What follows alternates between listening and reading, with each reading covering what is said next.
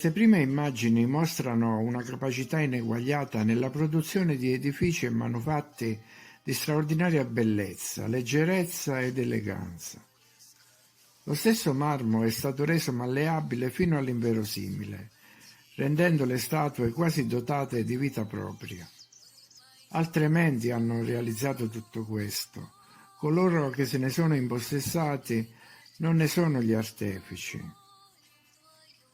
Ma con l'espressione menti diverse intendo anche una serie di testimonianze e processi che a noi moderni possono apparire illogici o non comprensibili, ma che avevano di certo una razionalità e uno scopo per chi li ha portati avanti in epoche precedenti.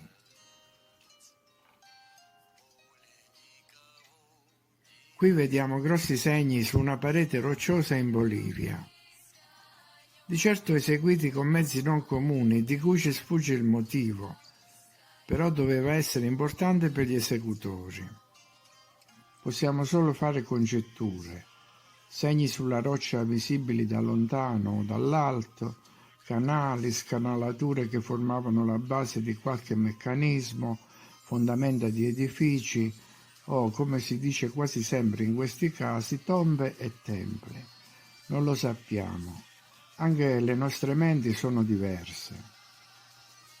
La stessa cosa vale per le cosiddette grotte di Ellora.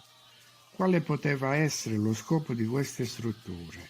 Secondo alcuni si trattava di ingressi fisici nel regno sotterraneo, secondo altri addirittura passaggi per altre dimensioni o zone anomale. Gli obelischi c'erano anche a San Pietroburgo. Colonnato e obelisco in seguito rimosso proprio come a San Pietro a Roma. E c'erano obelischi anche in Sudafrica. Forse qualche egiziano era passato di lì. In questa stampa invece abbiamo una versione insolita di un obelisco. Sembra che dal suo interno sgorghi dell'acqua come una fontana. Ed ecco i costruttori. E a proposito di egizi, Cleopatra non era egiziana, nacque ad Alessandria, ma faceva parte di una lunga stirpe di macedoni greci discendenti da Tolomeo I, uno dei compagni di Alessandro Magno.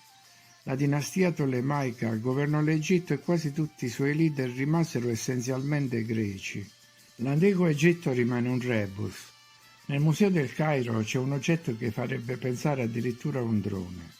E nella città di Zawiet el-Erian c'è un edificio costituito da blocchi di pietra di 80 tonnellate e lastre di 200 tonnellate. In questo dipinto Paride ed Elena sono illustrate le cariatidi. Il conte di Saint-Germain, famoso avventuriero, secondo la leggenda, possedeva uno specchio in cui si potevano vedere tutti gli eventi del futuro. Un tempo lo specchio apparteneva allo stesso Nostradamus, che sembra facesse le sue famose predizioni col suo aiuto. Caterina de' Medici nel suo diario afferma che Nostradamus le mostrò uno specchio magico. C'erano immagini di feste, luci di fuochi e fiumi di sangue. Era la notte di San Bartolomeo. Affreschi di Giorgio Vasari, battaglia di Marciano e ancora la notte di San Bartolomeo. È interessante notare che oltre alle torce ci sono anche delle sfere luminose. Una mappa simile a quella di Mercatore, con al centro alcune terre sconosciute e altre riportate nei cerchi agli angoli. A quale mondo si riferiscono?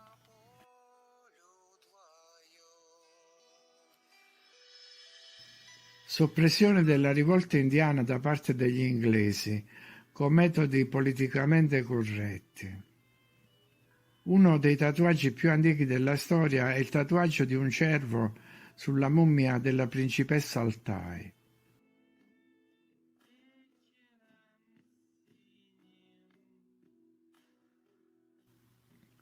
La mano di Ercole, questo gigantesco frammento, si trova ad Amman, in Giordania. Forse faceva parte di una statua grandissima, ma ancora da scoprire. Antico forno da cucina greco, poteva essere utilizzato per vari tipi di cottura contemporaneamente. figura ricavata in una roccia nell'antica città egiziana di Kom Ombo, a 150 km da Luxor. Molti corpi di antichi cristiani venivano accuratamente rimossi dalle catacombe di Roma, decorati con oro e pietre preziose e inviati all'estero per servire come reliquie di santi.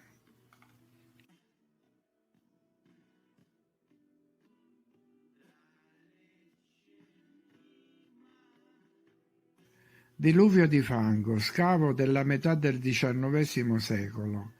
Statue colossali presso la porta Nergala dell'antica città di Ninive. Questa statua era uno dei due tori alati, noti anche come Lamassu, che sorvegliavano gli ingressi a Ninive.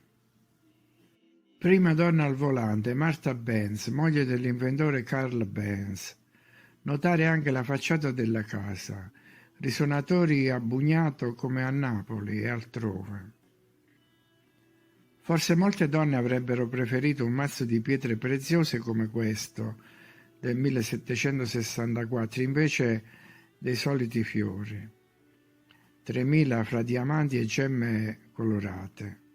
Comunque, auguri. Massiccio portale dell'antico tempio di Apollo nell'isola di Naxos, in che modo è stato eretto?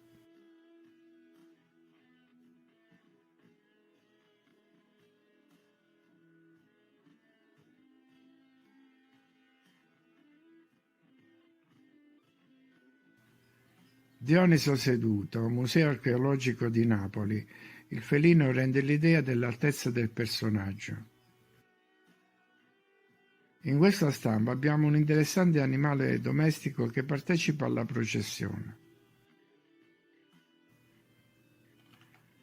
Una scoperta al largo dell'isola di Cuba avvenuta nel 2001. Si tratta di strutture simmetriche e geometricamente regolari, situate su un'area di circa 2 km quadrati ad una profondità compresa tra i 600 e i 750 metri. L'intera Bibbia è illustrata in una pagina.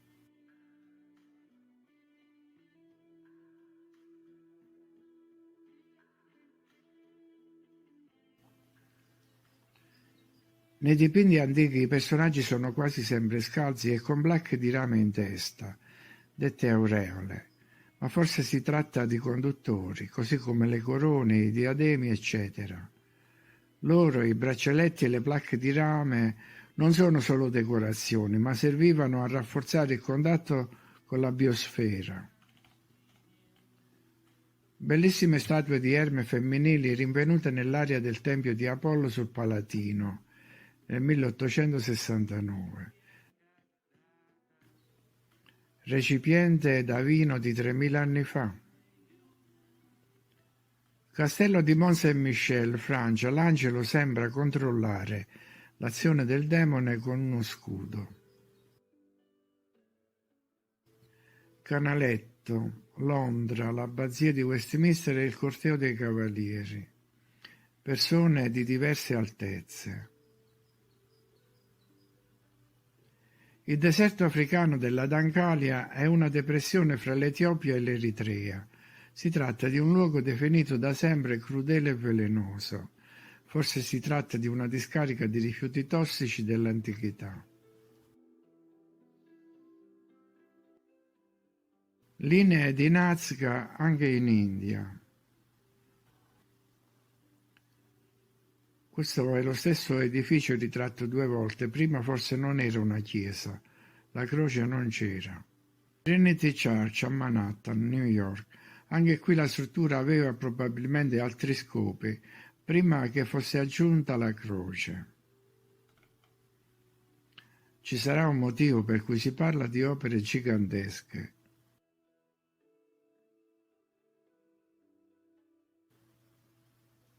Analogia interessante vista la nitidezza delle immagini.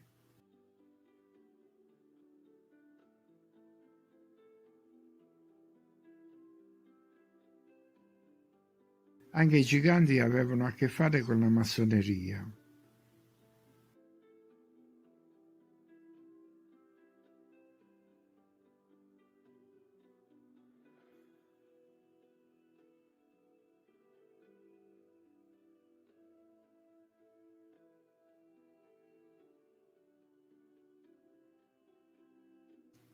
Il mistero degli specchi convessi, mistero per noi, ma forse in precedenza oggetti di tecnologia quotidiana molto comune, schermi, visori, sistemi di comunicazione, eccetera. E forse c'erano anche i telefonini e i tablet. I musei sono pieni di armature, ma questa è significativa. Un'armatura da donna, un'armatura da sera. Ancora non è chiaro lo scopo di questi apparati di ferro. Alcune armature sembrano più attrezzature speciali che protezione per gli scontri.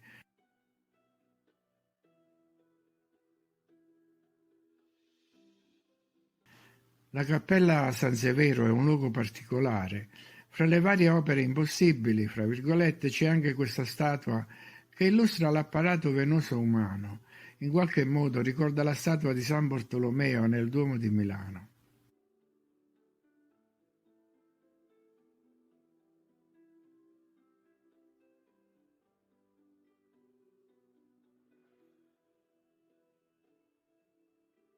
Nel quotidiano Times del 4 ottobre 1896, stampato a Shreveport, Louisiana, c'era una nota sugli alfabeti interessanti del mondo. Nei vari alfabeti del mondo il numero delle lettere è variabile. L'alfabeto più corto è l'alfabeto delle isole Sandwich, che ha 12 lettere. Il tartariano è il più lungo e contiene 202 lettere. Adoratori del serpente e personaggi che prendono ordini da esseri con le corna.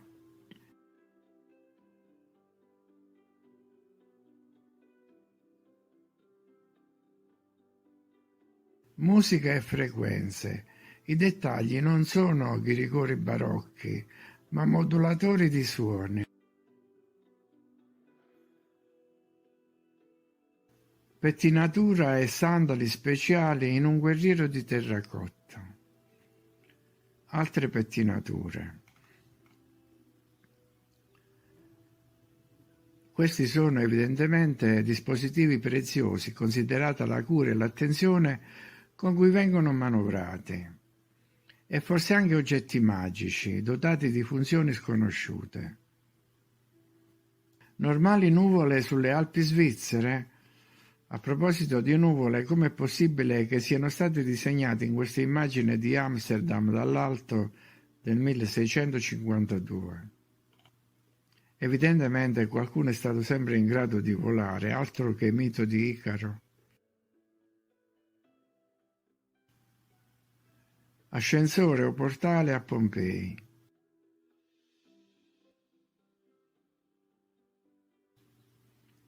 I conquistadores di Cortés incontrano la popolazione indigena, ma a quanto pare sullo sfondo di una città con palazzi a più piani e con una elegante architettura, quindi chi erano i selvaggi? I pannelli di marmo del Tempio Eleusino in Grecia hanno chiusure di tipo Lego.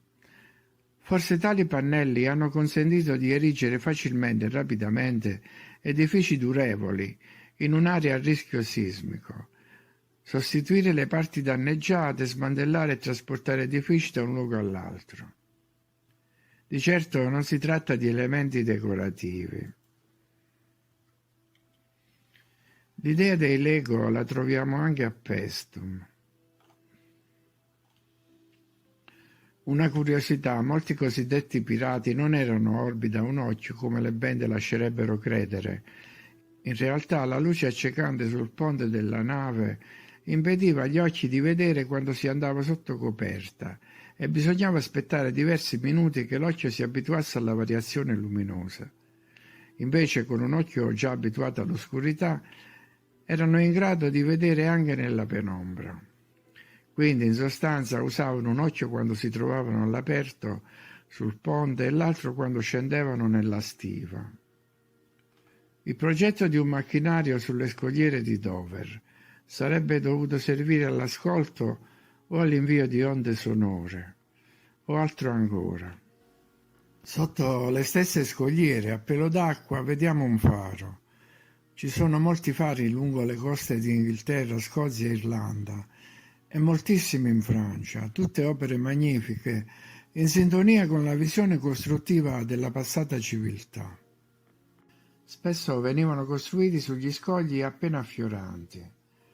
A proposito di fari, si dice che la loro portata aumenta in funzione dell'altezza e che per essere efficace il segnale luminoso deve scaturire da una posizione sufficientemente alta sul livello del mare per essere avvistato con anticipo dalle navi in transito, altrimenti, considerata la fantomatica curvatura della superficie terrestre, eccetera, eccetera. Non entro nel merito, dico solo che sarebbe stato inutile costruire dei fari sul livello del mare se la luce non potesse poi essere vista a distanza di molti chilometri.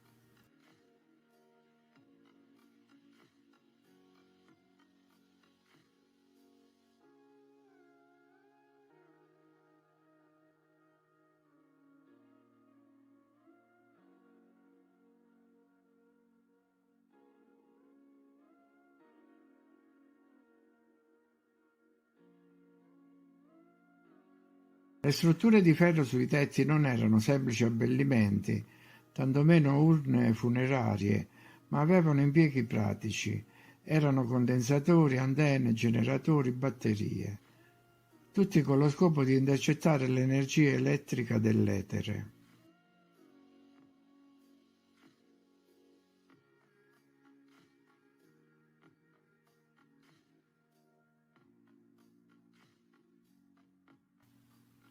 Energia per l'illuminazione già 300 anni fa.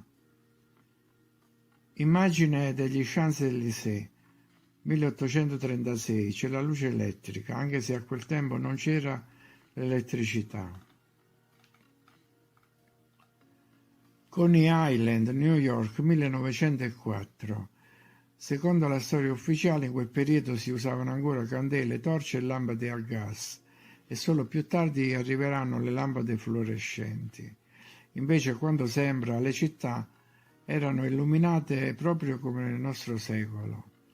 Ecco un esempio di come utilizzare l'energia statica.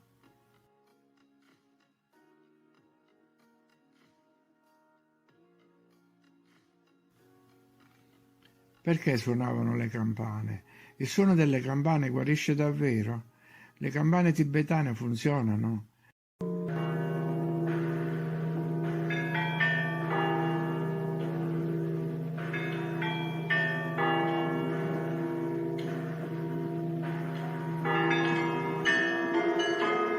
Chi parlava di religione come oppio dei popoli si riferiva forse alle proprietà curative che andavano depotenziate? In questo video possiamo notare la reazione di un turista americano al suono delle campane in Russia.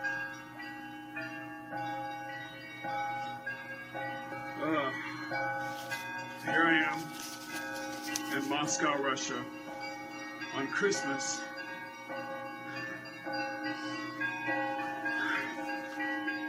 Literally been dreaming about this since I was 12.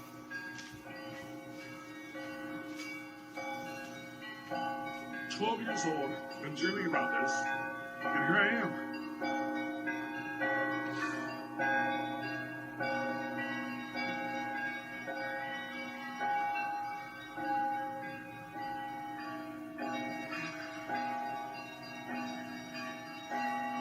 I've never been happier in life than I am here in Russia. On Christmas, crying like a child because I'm just so freaking happy. Merry Christmas, everybody. Moscow, Russia.